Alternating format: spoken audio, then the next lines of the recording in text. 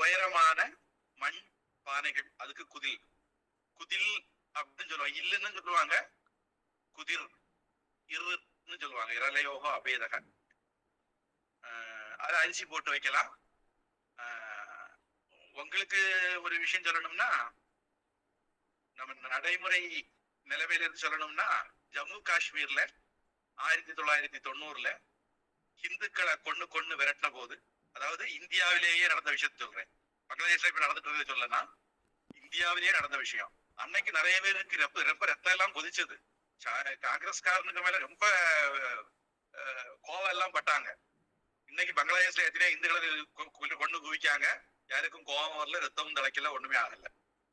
சரி, காஷ்மீர்ல, ஜம்மு காஷ்மீர்ல இந்துக்களை கொன்ன போது நடந்ததுல ஒரு விஷயம், ஒருத்தர் என்ன பண்ணாங்க, இந்த மாதிரி குதிரைக்குள்ள வச்சு ஒளிச்சு வச்சுட்டாங்க. தானிய கிடக்குக்குள்ளேயே உட்கார வச்சு மறைச்சு வச்சுட்டாங்க. ஆம்பளையில பார்த்து சுட்டு கொண்டுட்டு இருந்தாங்க. இந்த பயங்கரவாதி பக்கத்து வீட்டுக்காரன் காட்டி கொடுத்து, பக்கத்து வீட்டு முஸ்லீம் பக்கத்து வீட்டு இந்துவை காட்டி கொடுத்து, அவன் குதிரைக்குள்ளதான் ஒளிஞ்சிருக்கான்னு சொல்லி கொடுத்து, அவனை குதிரைக்குள்ளேயே வச்சு சுட்டு கொன்னாங்க அப்படின்னு பதிவு செய்யப்பட்டிருக்கு. அது காஷ்மீரி ஃபைல்ஸ்.